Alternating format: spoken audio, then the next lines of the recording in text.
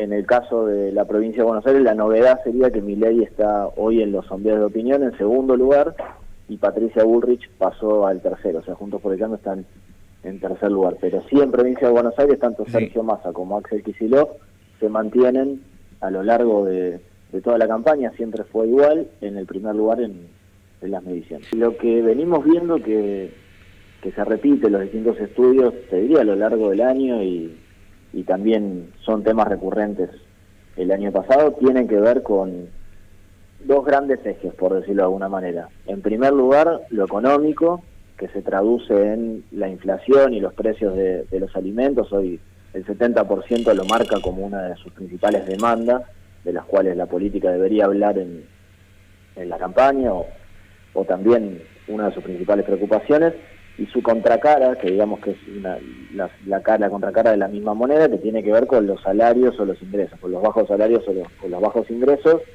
que en definitiva se resume lo mismo, lo que tiene que gastar una familia todos los meses y lo que le ingresa. Ese sería el gran tema de este momento en términos de preocupaciones.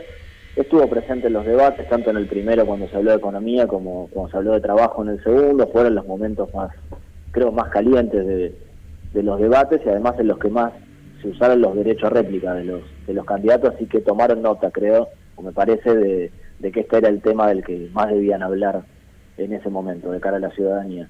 Por otra parte, el segundo tema es la inseguridad, que es un tema histórico, no solo en la provincia de Buenos Aires, sino en las grandes ciudades de nuestro país. En los últimos 20 años siempre estuvo entre los tres principales temas en las encuestas.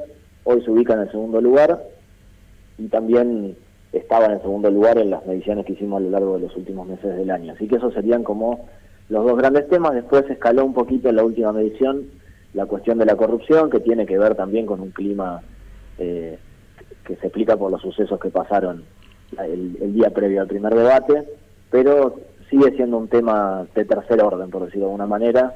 No es la prioridad. La prioridad son la economía y la seguridad.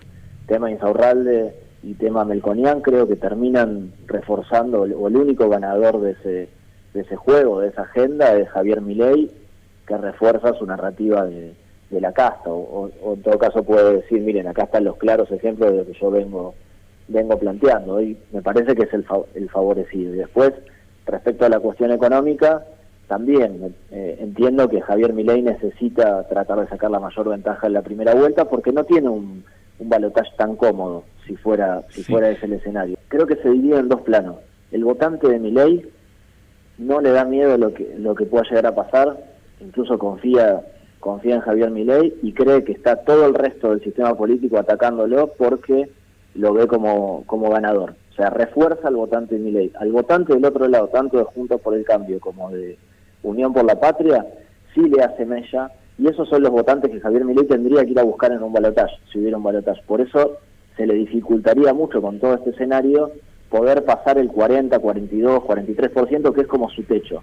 Él lo que necesita es que eso se acelere en una primera vuelta y poder ganar, porque en un balotaje sí tendría muchas dificultades, tanto si jugara contra Patricia Bullrich como si jugara contra Sergio Massa, porque los electorados más consolidados de Juntos por el Cambio y de Unión por la Patria sí ven en Milei un riesgo, sí ven en Milei un problema que tiene que ver sobre todo con eso que estás marcando vos de la inestabilidad. Sí. Pero el votante que hoy está decidido por votar a Milei, todo lo que viene pasando le permite reforzar sus convicciones. Bueno, pero en este caso, y parafraseando a Cristina Fernández Kirchner, digamos, sería una elección de tercios, claramente, ¿no es cierto? O sea, le permite reafirmarse, pero no podría romper su techo, en todo caso, Milei. Exacto, creo que lo que está tratando de hacer es eso, incluso cuando hizo esa declaración respecto a los depósitos y al dólar, está buscando generar un clima de inestabilidad, que es el clima que más lo favorece. Si ustedes se acuerdan cómo fue el clima de la semana previa a la PASO, bueno, habían asesinado a una chica en Lanús, eso generó muchísima tensión, pero además hubo también una corrida, un crecimiento del dólar blue.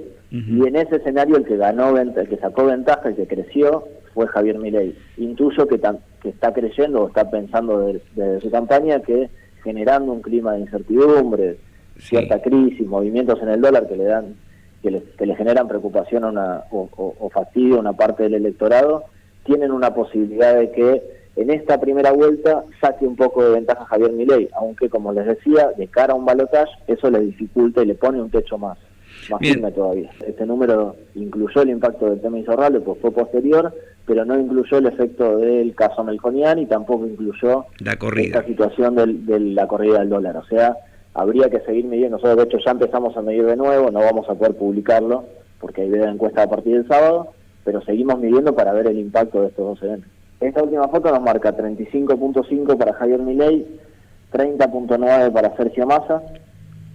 Ya en tercer lugar, un poco por detrás, 23.2 Patricia Bullrich, y Schiaretti 3.4, Bregman 2.7, o sea, ya creo que se va configurando, se confirma el escenario de tercios, pero lo que vimos en el último tiempo es que Patricia no logró retener todo el voto de la PASO de Juntos por el Cambio, una parte del voto de Horacio Rodríguez Larreta va para Milei, estamos hablando entre un 15 y un 20%, o en principio iría para Milei, por lo menos es lo que dicen hoy esas personas en los estudios de opinión, y eso explica que Patricia haya quedado un poco relegada y que Javier Milei haya crecido un poquito más que Sergio Massa respecto a la PASO. Pero todavía estamos en un escenario, por lo menos lo que se ve hasta la foto de la primera semana de octubre, un escenario de balotaje entre Milei y Massa. En la provincia de Buenos Aires la tendencia se mantiene.